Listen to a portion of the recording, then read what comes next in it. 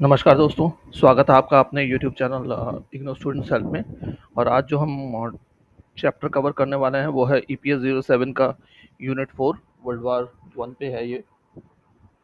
इसमें हम देखेंगे कि क्या क्या कारण थे जिनकी वजह से वन वर्ल्ड वार वन हुआ था, प्रथम विश्व युद्ध हुआ था। और उसके क्या क्या फेजेस थे, है ना, यूरोपियन फेज, ग्लोबल फेज, किस तरीके से ख़त्म हुआ, क्या क्या ट्रीटीज़ हुई, ट्रीटीज़ का क्या क्या इफेक्ट हुआ, इम्पैक्ट क्या रहा यूरोप पे, वर्ल्ड पे, ये सारा हम देखेंगे। और ये लेक्चर हिंदी में होगा। हालांकि जो वर्ड्स यूज़ मैं करूँगा वो इंग्लिश के होंगे, लेकिन मैं बोलूँगा हिंदी में। तो ये हिंदी इंग्लिश दोनों मीडियम वालों के लिए एक तरीके से सूटेबल रहेगी। तो आइए स्टार्ट करते हैं अपना लेक्चर। तो सबसे पहले बात आती है कि वर्ल्ड वार वन हुआ क्यों। तो दोस्तों, वर्ल्ड वार वन हुआ इसलिए था क्योंकि जो ऑस्ट्रिया के जो मेन हायर थे, फ्रांसिस फर्डिनेंड, उनका कुछ लोगों ने कत्ल कर दिया। और इसका कत्ल किसने किया था? बॉस्नियन रेडिकल नेशनलिस्ट ने। और ये कत्ल किया था, असैसिनेशन उनका किया था 28 जून 1940 को। अब आप जानते हो उस जमाने में 20th सेंचुरी के शुरुआत में क्योंकि अभी अभी इंडस्ट्रियल रेवोल्यूशन के चलते यूरोप में बहुत बूम आया था इकोनॉमी में। हर देश इंडस्ट्रियल रेवोल्यूशन का फायदा उठाना चाहता था, जिस तरीके से ब्रिटेन और फ्रांस उठा रहे थे। तो उसी में जर्मनी भी नया उभरता हुआ सितारा बना, रशिया भी था, इटली भी आ गया, ऐसे ही ऑस्ट्रेलिया वगैरह भी थे। कई जगह पे इंडस्ट्रियल रेवोल्यूशन बूम पे होने लग गया।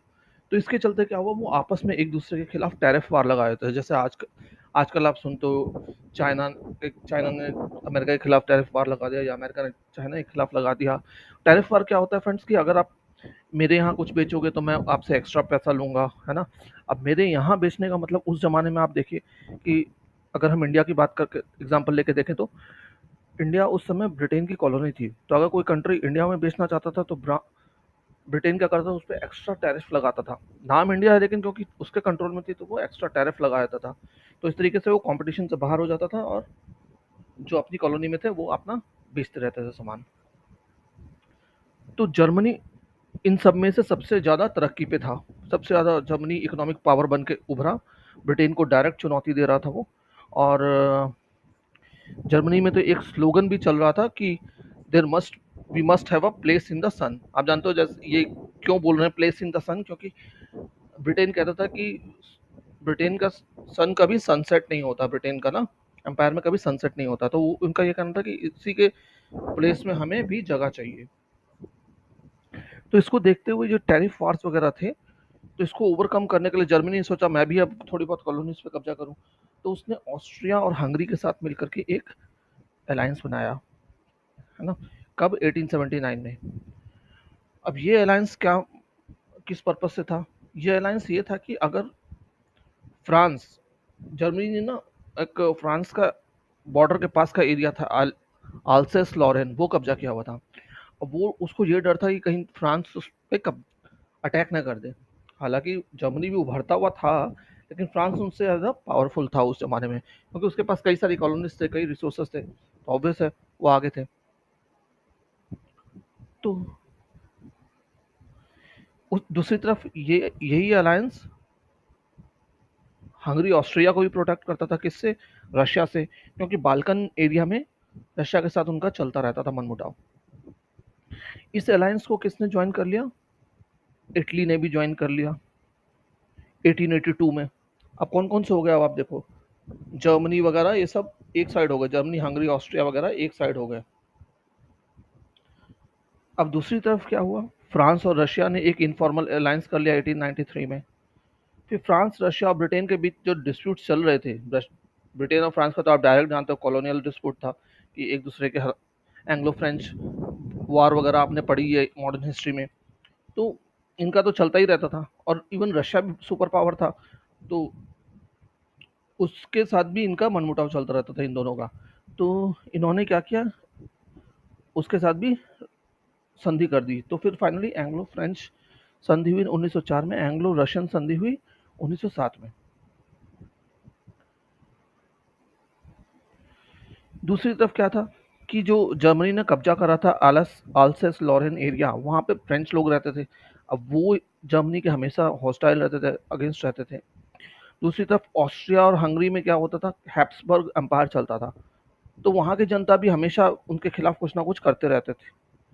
वहाँ नेशनलिस्ट मूवमेंट जो था, अब धीरे धीरे रेवोल्यूशनरी मूवमेंट में बदलता जा रहा था। जैसे इंडिया में था nationalist movement, militant revolutionary movement में, जिस तरीके से भगत सिंह वगैरह थे तो उनको मिलिटेंट रेवोल्यूशनरी मूवमेंट कहते हैं। तो ऐसे कुछ नौजवान लोग वहाँ पे बहुत ज़्यादा अपना सीक्रेट ऑर्गेनाइजेशंस बना करके गवर्नमेंट से अटैक करते रहते थे। तो बाल्कन एरिया में ऐसी कई सारी सीक्रेट ऑर्गेनाइजेशन सामने आने लग गई। उनमें से एक थी जिसका नाम था ब्लैक हैंड। ब्लैक हैंड किसने बनाई थी? बॉस्नियन सर्ब्स ने बनाई थी, सर्ब की कैपिटल में, बेलग्रेड में, 1911 में। और उन्होंने एक प्लान बनाया कि हम क्यों ना आर्च ड्यूक जो है फ्रांसिस फर्डिनेंड, इसको ही मार दें। और उन्होंने किया भी वैसे ही। उन्होंने फ्रांसिस फर्डिनेंड को मार दिया कब? ऑफिशियल, जब वो ऑफिशियल टूर पे सेराजेवो में था। अब आप देखिए ये वर्ल्ड वॉर वन का कारण हुआ क्या? हालांकि शुरुआत फ्रांसिस फर्डिनेंड के मरने से हुई, लेकिन ये सब आपने देखा कितने सारे कारण थे। उनकी जो यूरोप में जितनी भी कंट्रीज थी, उनके आपस में ये मतभेद बहुत चल रहे थे। बस एक ये फ्लैश पॉइंट था जहाँ पे वॉर शुरू हो गया। अब असैसिनेशन का जॉब किसको दिया गया? जॉब दिया गया प्रिंसिप को। और प्रिंसिप और उसकी टीम को दिया गया। प्रिंसिप ने उसको मार डाला। अब असैसिनेशन के बाद क्या हुआ कि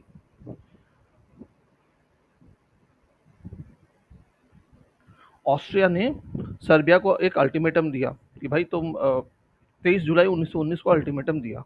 लेकिन सर्बिया का इसमें कुछ ज़्यादा बड़ा हाथ नहीं था मरवाने में, है ना, ऑस्ट्रिया के किंग को, हार को। तो सर्बिया ने लगभग लगभग सारी शर्तें मान ली उनकी, कि ऑस्ट्रिया ने कहा था कि तुम माफ़ी मांगो और जितने भी एंटी ऑस्ट्रिया मूवमेंट्स हैं उनको अपने ज़मीन में दबाओ और इंक्वायरी करो। तो उसने सब मान लिया था। लेकिन ऑस्ट्रिया चाहता था कि जो इंक्वायरी हो उसमें ऑस्ट्रियन ऑफिशियल्स हों।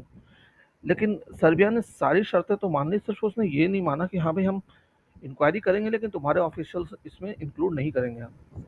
अब इससे ऑस्ट्रिया चढ़ गया। ऑस्ट्रिया ने फिर वॉर डिक्लेयर कर दिया 28 जुलाई को, 28 जुलाई 1914 को। देखिए मर्डर के एक महीने बाद। इसी चीज को रशिया को कौन सपोर्ट करने आ गया? सर्बिया सपोर्ट करने आ गया कि ये गलत है। तो सर्बिया भी इंटर कर गया। 2 दिन बाद ही सर्बिया इंटर कर जाता है वॉर में। अब जब रशिया उधर से आया है तो ऑस्ट्रिया का तो संधि थी जर्मनी के साथ, तो जर्मनी अपने आप आ गया लड़ने के लिए। तो जर्मनी ने आते ही क्या किया? जर्मनी ने फ्रांस और रशिया के खिलाफ वॉर डिक्लेयर कर दिया 1 और 3 अगस्त को। इसी बीच जर्मनी ने बहुत तेजी से बेल्जियम जीत लिया फ्रांस से। और इससे क्या हुआ? अब ब्रिटेन को भी डर लगने लग गया कि भाई अब ये फ्रांस पे भी कब्जा करने लग गया तो कल को हम पे भी कब्जा कर ले जर्मनी। तो ब्रिटेन ने भी फ्रांस का सपोर्ट करते हुए वॉर डिक्लेयर कर दिया। तो इस तरीके से दो गुट बन जाते हैं। कौन कौन से उनका नाम क्या था? सेंट्रल पावर्स और एलाइज। अब सेंट्रल पावर्स में थे कौन कौन से? Austria, Hungary, Germany. और एलाइज में कौन थे? फ्रांस, ब्रिटेन और रशिया। अभी फिलहाल ये तीन तीन है, बाद में और भी लोग जुड़ते हैं इनमें धीरे धीरे। अब यूरोपियन फेज ऑफ वॉर शुरू होता है। वॉर शुरू हो गया। अब हम देखते हैं किस तरीके से वॉर शुरू हो रहा है, सीक्वेंस ऑफ वॉर। सबसे पहले वॉर यूरोप में शुरू हुआ। वॉर कब तक चला? 1917-18 तक चलता रहा वॉर। 17 लास्ट, 18 तक चलता ही रहा वॉर। जर्मन्स की स्ट्रेटेजी क्या थी कि ये वॉर हम एक आधा महीने में ख़त्म कर देंगे। और इसलिए उन्होंने बहुत तेज़ी से अटैक करना शुरू किया। उन्होंने इतनी तेज़ी से अटैक किया कि वो लगभग लगभग पेरिस तक पहुंच ही गए थे कुछ ही दिन में। लेकिन वो अपनी विक्ट्री को सस्टेन नहीं कर पाया और फ्रेंच आर्मी ने फिर जो दम लगाया और उनको आइस रिवर तक पीछे धकेल दिया। अब वहां पे क्या हुआ? डेडलॉक हो गया। ना वो आगे बढ़ पाए ना ये आगे बढ़ पाए। बहुत मारकाट हुई। तो पिछले पहले 4 महीनों में ही लगभग लगभग 7 लाख जर्मन मर जाते हैं, 8.5 लाख फ्रेंच मर जाते हैं और 90,000 ब्रिटिशर्स मर जाते हैं। वहीं दूसरी तरफ रशियन और बाल्कन फ्रंट्स पे रशियन सोल्जर्स प्रोशिया पे अटैक नहीं कर पाए। प्रोशिया पहले जर्मनी का एक हिस्सा था, एक प्रोविंस था। ऑस्ट्रिया भी बहुत बुरी तरीके से हार रहा था। सर्बिया ने ऑस्ट्रिया को बहुत बुरी तरीके से हरा दिया था। और इसी बीच टर्की ज्वाइन करता है सेंट्रल पावर्स को नवंबर 1914 में। और टर्की ने क्या किया, जो सप्लाई लाइन्स थी रशिया को, और उसको वो अपने काट देता है सी रूट से। और दूसरी तरफ 1915 आते आते क्या हुआ, ऑस्ट्रिया और जर्मन की जो आर्मी थी, इन्होंने रशियन फोर्सेस को हराना शुरू कर दिया लगातार। अब इससे क्या हुआ, अब रशिया में बहुत ही ज़्यादा लोगों को ह्यूमिलिएशन फील हुआ। अब वो जो अंपायर था, जार अंपायर उस जमाने में चलता था, तो उन लोग अब उस पर सवाल उठाने लगे कि ये क्या है। तो इस तरीके से जार का भी डिक्लाइन हो गया, जार का फॉल होता है और वहाँ पे रशियन रेवोल्यूशन आती है।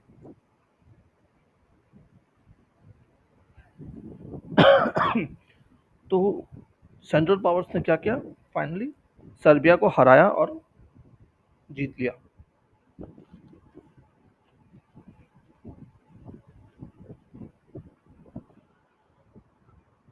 इसी बीच जो एलाइड्स थे, क्योंकि रशिया हारा था तो उनको डर लगने लग गया कि फ्रांस और जर्मनी को, क्या यार कहीं हम फ्रांस और ब्रिटेन को डर लगने लग गया कि हमारा जो मेन वन ऑफ द है एलाई रशिया, ये हार रहा है तो कहीं हम हार ना जाएं। तो उन्होंने इटली को बोला कि आप हमें ज्वाइन करो, और इटली ने ज्वाइन कर लिया।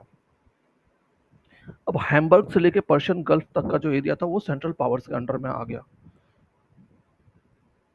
तो 1916 में क्या किया, सेंट्रल पावर्स ने सोचा कि चलो अब क्यों ना हम एक ही बार अटैक करें इन पे, और इनको धूल चटा के हटा दें पूरी हर जगह से, और इनको पीस ट्रीटी साइन करने पे बाध्य कर दें। तो उन्होंने ऑल आउट अटैक कर दिया, लेकिन ये स्ट्रैटेजी बैकफायर कर गई और जर्मनी को बहुत हैवी लॉस हुआ। रशिया ने बैकअप, रशिया में अब गवर्नमेंट चेंज हो चुकी थी, अब रशिया फिर से पावर में आता है। रशिया ने इस बार ऑस्ट्रिया को हराया। उधर से रोमानिया और ग्रीस एलाइज को ज्वाइन कर लेते हैं।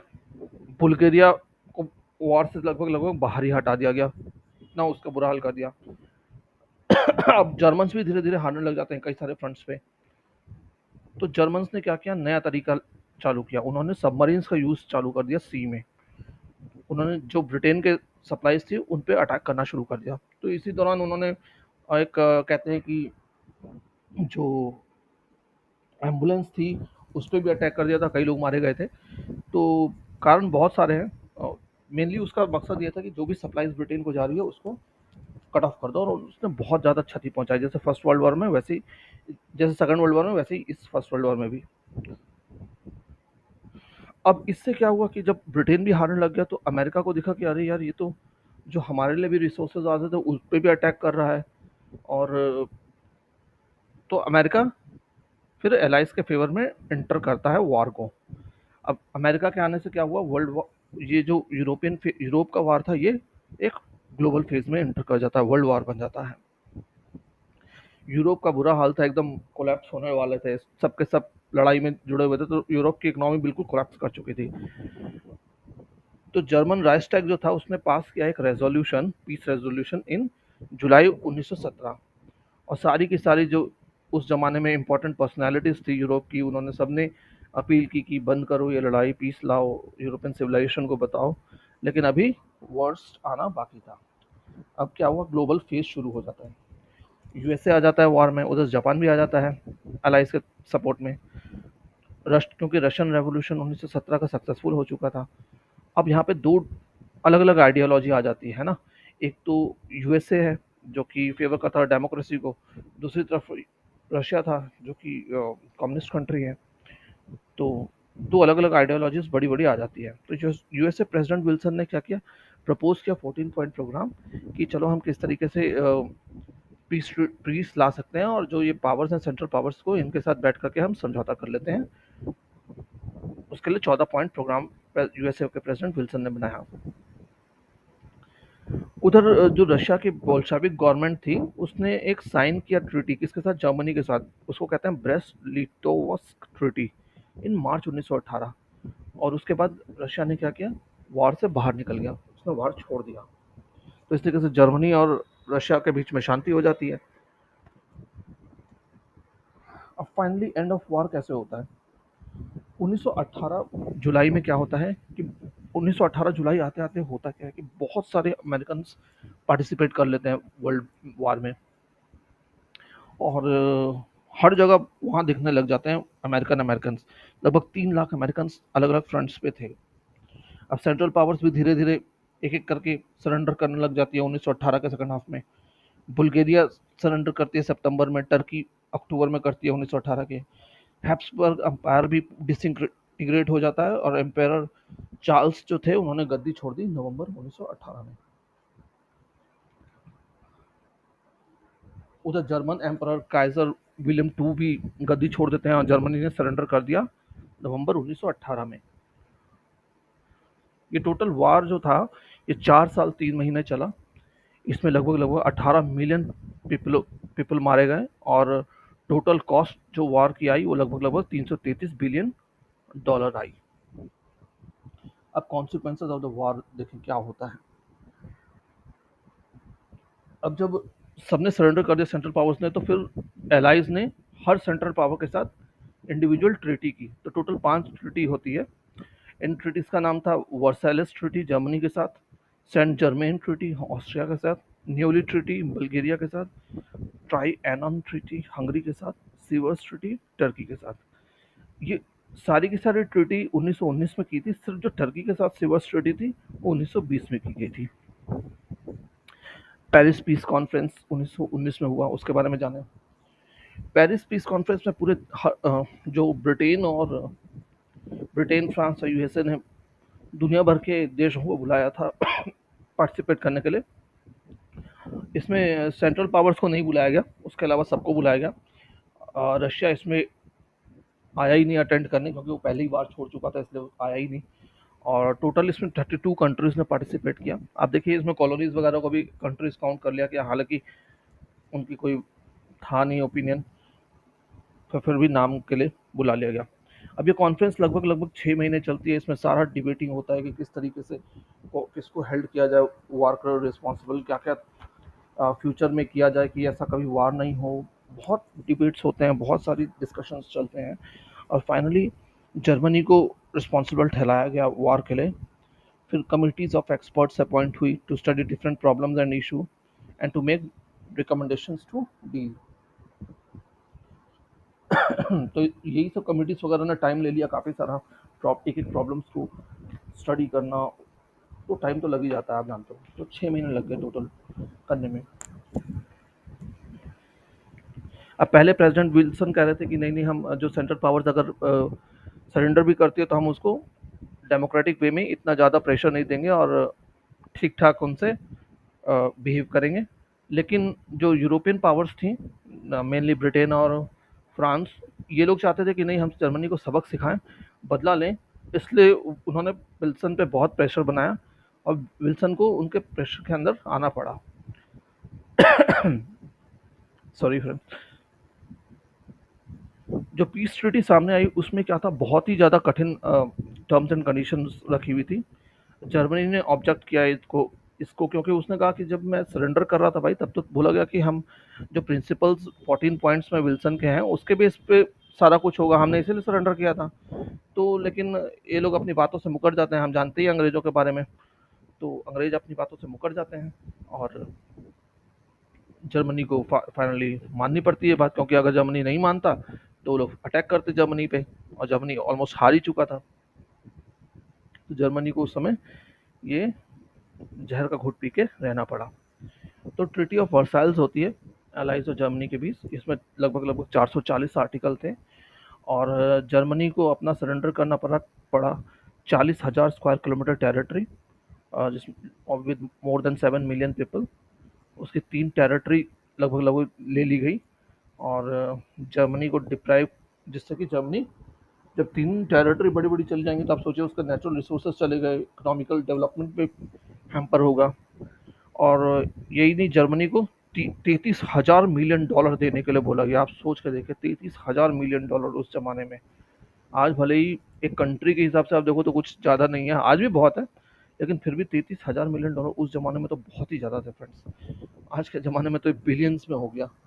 मैं सोचता हूँ कम से कम भी तो 330 बिलियन के अराउंड ही समझ लीजिए, होगा ही। तो सोचिए कितना ज़्यादा पैसा था, 330 भी नहीं तो 33 बिलियन तो होगा ही होगा आज के ज़माने में, पैसे से इक्विवेलेंट करें तो। तो और जर्मन की जो छोटी-मोटी कॉलोनीज़ उसने कब्ज़ा की थी, वो किसने बाँट ली? ब्रिटेन ने, फ्रांस ने और जापान ने कब्ज़ा कर ली। आप जानते हो जर्मनी चाइना तक पहुँच गया था, चाइना में भी उसका बड़ा एस्टेब्लिशमेंट था, शांतोंग पेनिनसुला वगैरह था। उसको बाद में जापान ने ले लिया।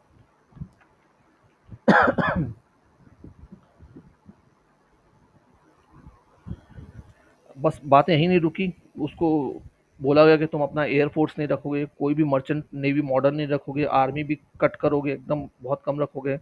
रायन रिवर को डीमिलिटराइज कर दिया गया और 50 किलोमीटर अंदर तक, ईस्ट तक डीमिलिटराइज किया गया। कहाँ? जर्मनी की तरफ 50 किलोमीटर तक। और एलाइड कमीशन रखा गया जो कि सुपरवाइज करेगा एग्जीक्यूशन ऑफ डिसआर्मामेंट क्लॉज। और बेल्जियम, पोलैंड, चेक, हंगरी, ये सबको इंडिपेंडेंट कर दिया गया।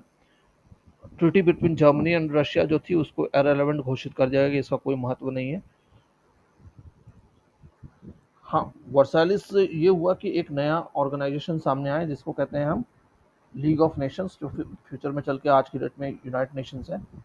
और इनका इन्होंने मकसद रखा कि अब हम वर्ल्ड में पीस रखेंगे। एक और ऑर्गेनाइजेशन का फॉर्मेशन हुआ, आईएलओ का, इंटरनेशनल लेबर ऑर्गेनाइजेशन। और भी बहुत सारी छोटी मोटी ट्रीटीज हुई, जैसे कि बुल्गारिया को अपना कोस्टल पार्ट देना पड़ा ग्रीस को, और सम एरिया देना पड़ा जो वेस्ट में है बुल्गारिया का, वो यूगोस्लाविया को। बुल्गारिया को $50 मिलियन भी देना पड़ा वार इंडेमनिटी के लिए। हंगरी को देना पड़ा Transylvania to Romania, Croatia to Yugoslavia, Banat to Romania and Slovak district to Czechoslovakia.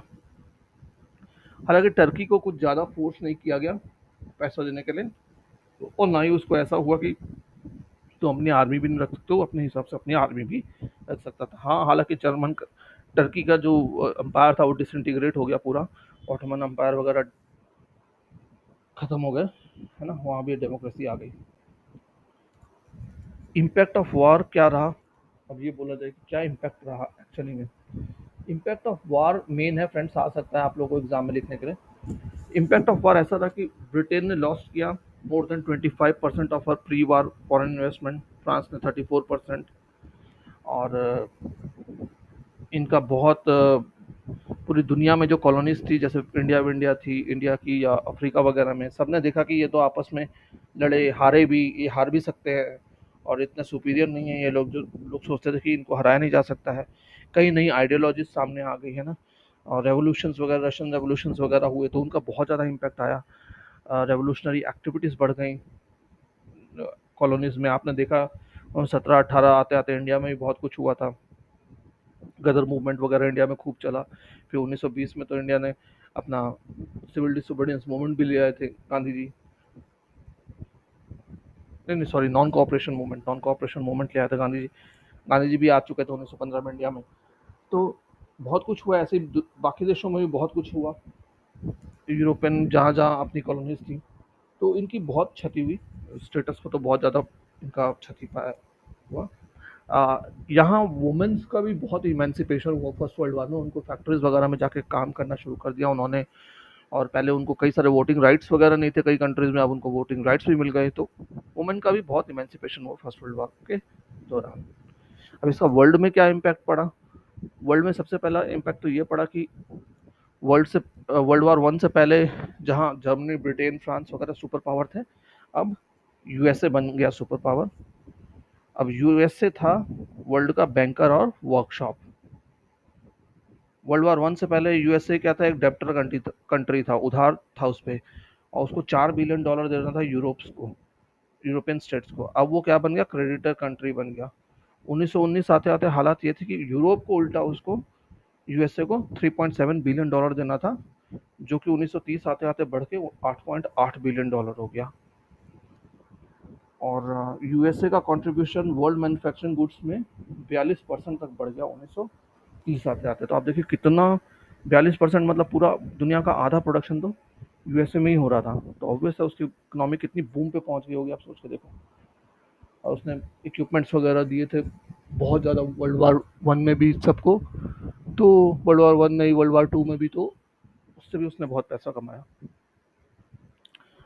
इसका इम्पैक्ट रशिया में भी दिखा हमें, जार रेजिम ख़त्म हो गई वहाँ, बोल्शेविक गवर्नमेंट आ गई, रशियन रेवोल्यूशन हुआ, ओटोमन अम्पायर वहाँ ये टर्की में ख़त्म हो गया, और टर्की में कॉलोनीज जो थी वो भी हट हट गई उसकी, और प्लस वहाँ पे खलीफा वगैरह ख़त्म हो गया और डेमोक्रेसी आ गई। ईस्ट एशिया में जापान इमर्ज किया सुपर पावर की तरह। जापान ने जर्मन आइलैंड्स ले लिए पैसिफिक में और शांतुक पेनिनसुला ले लिया। चाइना भी 1917 में वर्ल्ड वार में एंटर किया। उसने सोचा कि हाँ, मेरे को जो मेरी भी टेरिटरी इन लोगों ने ले रखी है वो मेरे को मिल जाएगी। लेकिन जो पीस मेकर्स थे उन्होंने चीज़ों की सुनी नहीं वार के बाद, और कुछ भी नहीं मिला। तो आप देखो, एक तरीके से जो फर्स्ट वर्ल्ड वार का एंड था उसी में सेकंड वर्ल्ड वार के बीच छुपे हुए थे, है ना। इतनी हैवी इंडेमनिटी जर्मनी की थी कि वो वैसे भी पे नहीं कर सकता था, और बढ़ता ही जाता, वो गरीब ही रहता था, उसने सेकंड वर्ल्ड वॉर का रास्ता चुना। उधर चाइना की भी बहुत ज़्यादा बेइज्जती हुई, जापान को भी कुछ ज़्यादा कुछ मिला नहीं, तो जापान भी असंतुष्ट था। और रशिया तो खैर खास इन्वॉल्व भी नहीं हुआ ज़्यादा, उसने तो एक टाइप पे वॉर भी छोड़ दिया था। तो ये था फ्रेंड्स आपका पूरा चैप्टर, होप आपको पसंद आया हो। और अगर आपने अभी तक देखा है तो चैनल को प्लीज़ लाइक और सब्सक्राइब करें, ताकि हम इसी तरीके से आपके लिए आगे भी लाते रहें। Thanks for watching. जय हिंद।